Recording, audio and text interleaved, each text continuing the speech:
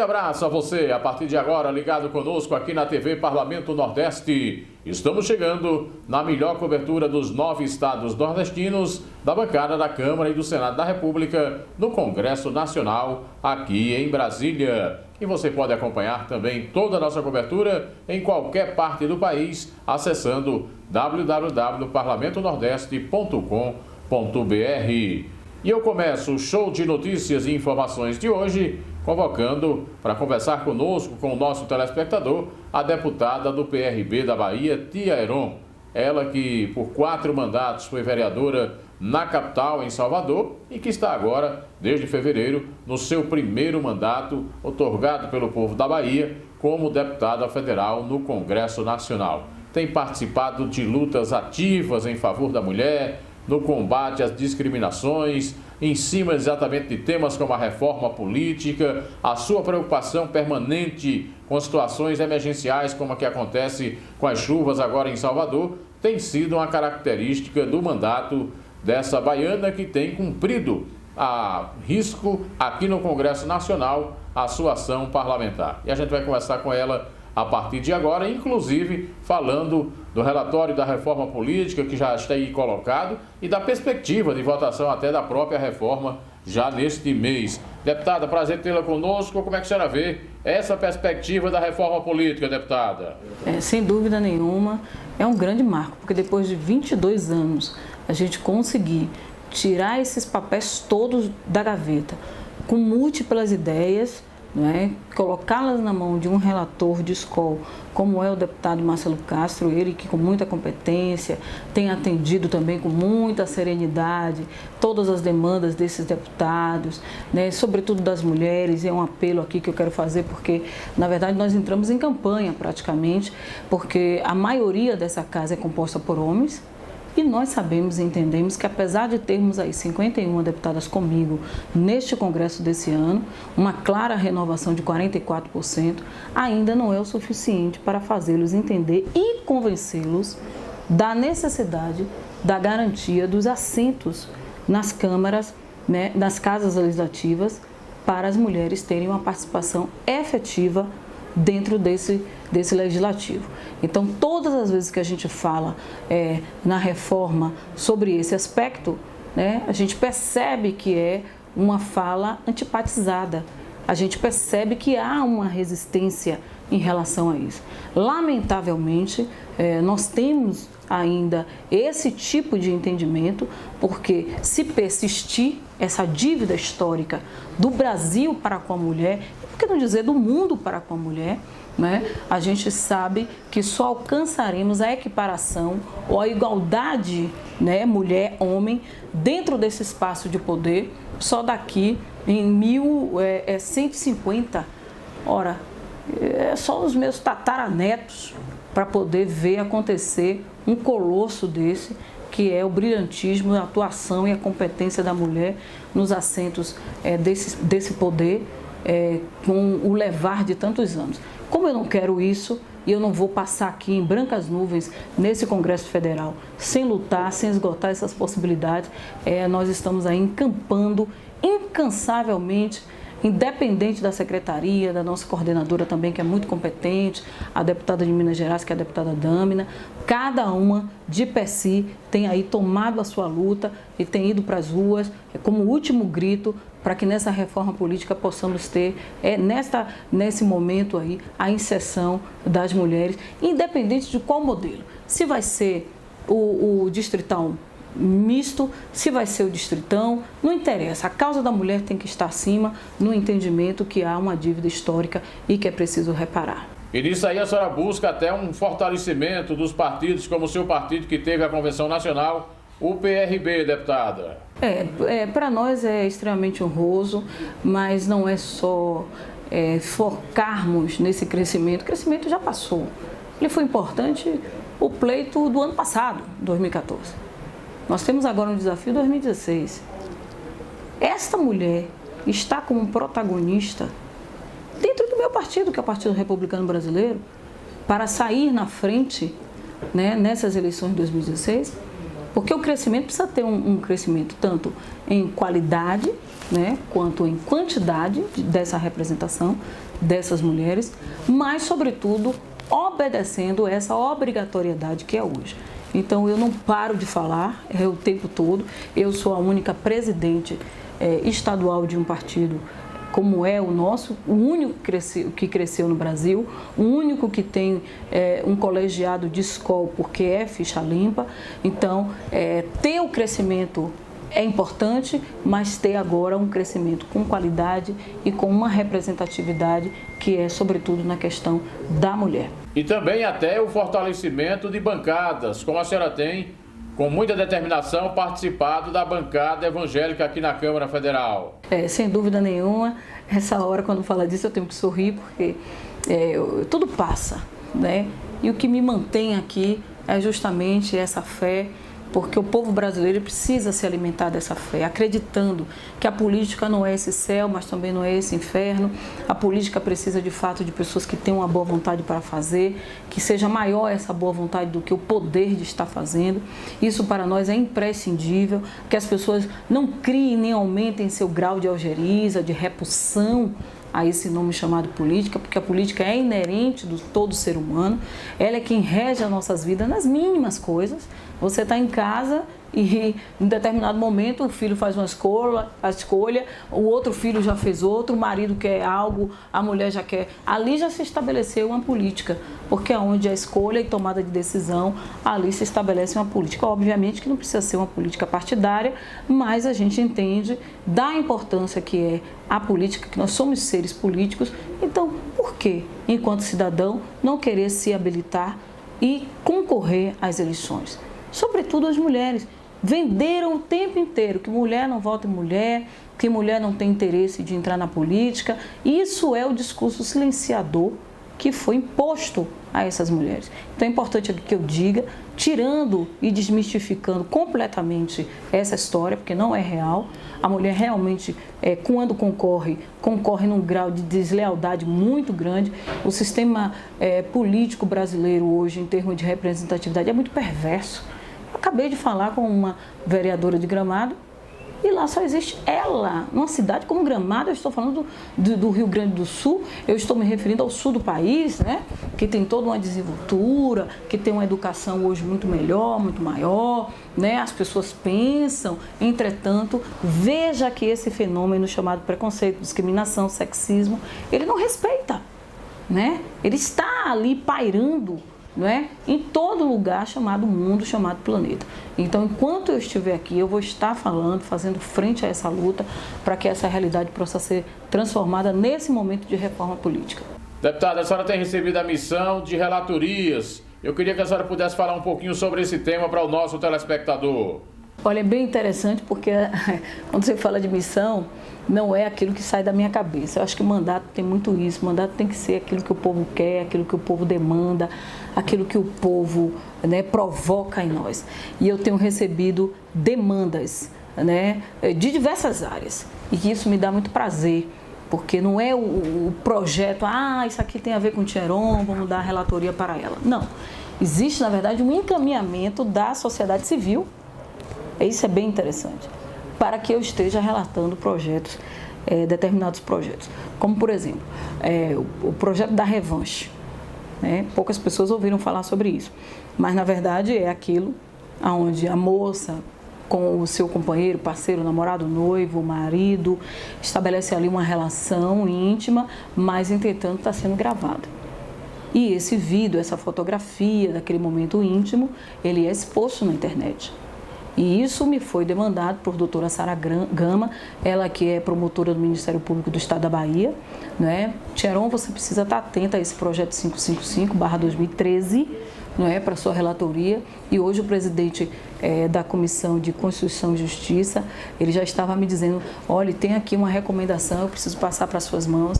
Essa é a relatoria real, legítima, que a gente vai com vontade de estudar a matéria, de pensar a matéria, a responsabilidade de estar ali traduzindo nas linhas o sentimento dessas mulheres que foram vilipendiadas quando tiveram no seu momento íntimo exposto numa praça pública que hoje é a internet.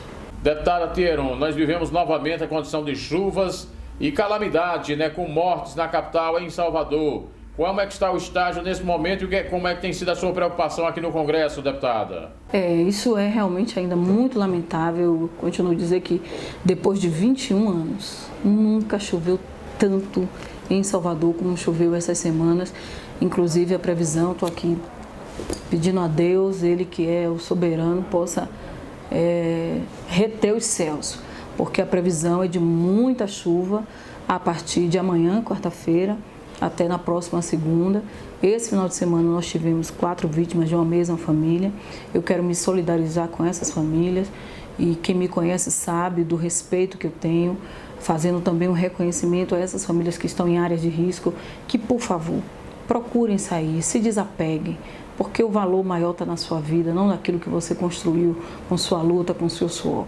Há um reconhecimento em relação a isso, mas é preciso nesse momento se desapegar, porque valor maior tem a sua vida. Eu tenho a plena certeza que aquela família, os membros daquela família, quando estavam sendo buscados, as pessoas estavam ali cheias de esperança de encontrá-los com vida e chegou até a encontrar um dos membros com vida, mas infelizmente ele veio a falecer por não ter resistido.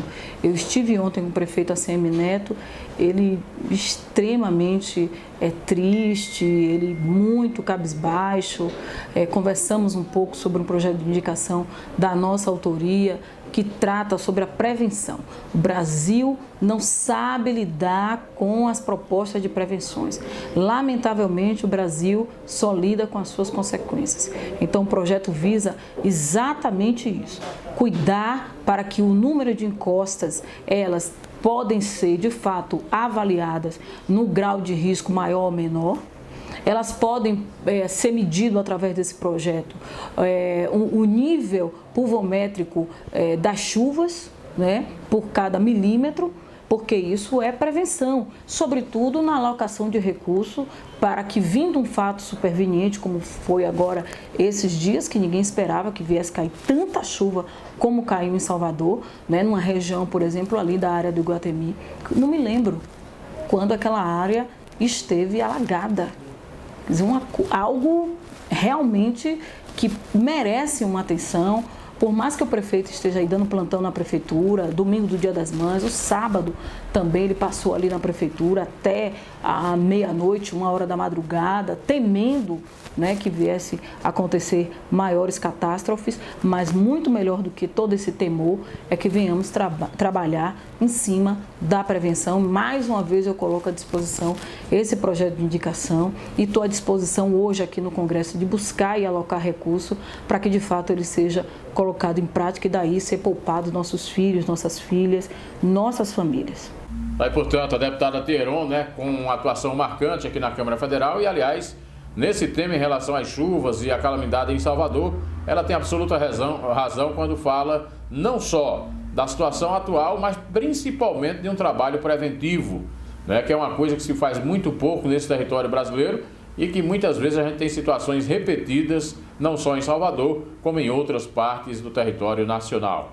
Olha, o deputado Eduardo Cunha, presidente da Câmara, tem levado a Câmara Federal para as cidades, conversando com a sociedade, conversando com as pessoas diretamente em cada estado, na chamada Câmara Itinerante. E o vice-presidente da CCJ, deputado do PMDB da Paraíba, Veneziano Vital do Rego, opinou sobre essa ida, esse contato direto com a população. Fundamental, decisivo. Afinal de contas, quem vota somos nós. Quem vota são os eleitores que estão esperando aquilo que vai ser produzido.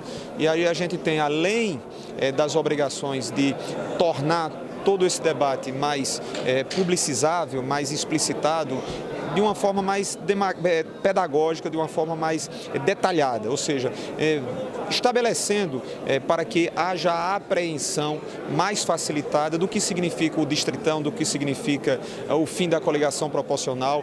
As pessoas, nós que somos eleitores, mas principalmente aqueles que estão mais distantes desse universo de debate, de discussões, precisam receber essas informações e nós temos essa obrigação. Daqui a um ano vamos estar nos deparando diante de um processo político eleitoral, onde novas regras estarão sendo produzidas e essas regras precisam ter esse detalhamento, precisam ser expostas de uma forma mais compreensível, mais entendível por parte da população. Eu espero que esse papel seja cumprido por nós. Eu sempre faço questão de dizer algo, que é: a reforma política não é a solução de todos os nossos problemas, mas ela é um ponto importante e que indiscutivelmente poderá melhorar caso tanto Câmara e Senado tenham essa disposição de melhorá-la. Ou seja, nós não podemos conviver com a atual realidade onde o próprio povo brasileiro, onde a própria sociedade já exauriu com o sistema atual. Mas enfrentar com equilíbrio, ponderando, vendo quais seriam as melhores e novas sugestões para um processo onde haja mais transparência, onde haja mais democracia, onde haja mais, quem sabe, paridade de disputa entre todos os postulantes. Está aí, portanto, o deputado veneziano Vital do Rego, do PMDB, vice-presidente da CCJ, conversando conosco aqui na TV Parlamento. Vamos abrir canal agora para conversar com o presidente da Comissão de Trabalho da Câmara Federal, deputado Benjamin Maranhão, do Solidariedade da Paraíba. Ele que comanda uma das mais importantes comissões da Casa, que é a Comissão de Trabalho, num momento importantíssimo, quando estão sendo debatidas mudanças na área trabalhista, nas PECs, na Câmara e também no Senado da República. Inicialmente, deputado, como é que tem sido a pauta de trabalhos na sua comissão? Nós estivemos há poucos dias atrás no Porto de Suape, em todo o complexo Suape. Estivemos na refinaria Abreu Lima, estivemos nos estaleiros Atlântico Sul e Vard Promar e tivemos uma reunião também no prédio da administração do Porto com uma série de empresários pequenos que prestam serviço à Petrobras e mais os sindicalistas representando os trabalhadores. Voltamos de lá muito preocupados com a situação daquele empreendimento. Não só por encontrar muitas obras paralisadas, mas principalmente pelo desemprego que está gerando e da crise econômica que tem repercutido em toda a região no entorno do complexo de Suape. Várias empresas sólidas, prestadoras de serviço, de transporte, pequenas construtoras, metalúrgicas do setor metal mecânico, passando por dificuldades extremas, em decorrência de todo esse descalabro administrativo e financeiro da Petrobras. E nos preocupa muito de ver um investimento daquele tamanho, onde foram gastos dezenas e dezenas de bilhões de reais sem ter um resultado concreto. Havia uma esperança muito grande até da Paraíba, principalmente da parte sul do estado, de colher dividendos indiretos para esses investimentos da refinaria e também dos estaleiros e toda essa indústria que estava chegando àquele lado de Pernambuco. Então é uma preocupação nossa como paraibano, como nordestino e brasileiro, de ver um investimento tão grande passar por dificuldade e principalmente de vocês verem logo os relatos dos empresários e dos trabalhadores que tiveram ou grandes prejuízos ou tendo seus direitos prejudicados em decorrência das empresas entrando em situação de falência e outras em recuperação judicial, prejudicando a atividade normal econômica devido a essa crise da Petrobras. Por conta desse momento e da comissão, o senhor tem sido convocado para várias audiências e participações com a sociedade, deputado. Nós tivemos com a Câmara Brasileira da Indústria da Construção. É uma entidade importantíssima que ela congrega todos os sindicatos da construção civil do Brasil, emprega milhões de brasileiros, são 3.500.000 brasileiros que trabalham na construção civil. Isso é um contingente que chega perto de 10% da nossa mão de obra total com carteira assinada. Então, para nós é muito importante você debater com essa Câmara, e principalmente do tema que nós estávamos tratando, que era a segurança e a saúde do trabalhador. Esse debate participou também representações da Justiça do Trabalho, do Ministério Público do Trabalho, além de representantes dos sindicalistas e dos próprios empresários que fazem o setor. Deputado, eu falava há pouco com a deputada Thieron, reforma política. Está aí na pauta do dia, deputado Benjamin. É uma luta difícil porque toda mudança ela causa uma certa estranheza. Os temas estão para o debate ainda entre o sistema eleitoral nosso, se será o distrital puro, o distrital misto, ou até possibilidade de permanecer o sistema proporcional. Mudanças deverão haver com toda certeza. Alguns pontos são fundamentais, como o fim da reeleição, país não aguenta tantas reeleições mais. A questão da discussão sobre teto de financiamento de campanha, são campanhas caríssimas. As campanhas de presidente, a da presidente Dilma, por exemplo, custou mais de 300 milhões de reais. É um valor astronômico, é um valor de uma campanha americana, com uma economia bem menor a nossa, que atravessa problemas tão sérios como o nosso povo tem todos os dias. Então é necessário colocar alguns freios nisso e discutir com a sociedade qual o modelo que nós vamos escolher. Se vamos mudar esse sistema proporcional e principalmente o debate sobre a conveniência ou não da coincidência de eleições. Deputado, o senhor esteve no Ministério do Planejamento com concursados da Polícia Rodoviária Federal. Hoje nós tivemos no Ministério do Planejamento com uma representação dos policiais rodoviários federais do concursados em relação ao chamamento desses futuros servidores que passaram no concurso e não foram chamados. Há uma demanda muito grande para que sejam aumentados os contingentes da Polícia Rodoviária Federal. Vários postos, inclusive na Paraíba, estão sendo fechados e hoje nós fomos ao Ministério do Planejamento justamente tratar disso. Houve a sinalização favorável do Ministério em relação ao chamamento desses concursados e agora nós vamos lutar na Comissão de Orçamento para que sejam incluídos recursos específicos no Orçamento de 2016 para que possamos aumentar esse efetivo e até recompor a série de aposentadorias que vem acontecendo na Polícia Rodoviária Federal. Essa semana ainda eu terei audiência com o ministro do Turismo, Henrique Eduardo Alves, que é um velho amigo, foi meu líder na época de PMDB e continuo com um laço de amizade muito forte e irei lá defender recursos para o estado da Paraíba, para os nossos municípios, já que nós temos um potencial turístico muito grande ainda a ser explorado. Muito bem, muito obrigado ao deputado Benjamin Maranhão, conversando conosco aqui na TV Parlamento Nordeste. E com ele, a gente chega ao final deste Boletim de Notícias. A você, o nosso muito obrigado, estou indo embora e não esqueça, é possível subir na vida falando a verdade. Só o poder de Deus é grande e é pelos humildes que ele é honrado. Permaneça aqui, parlamentonordeste.com.br.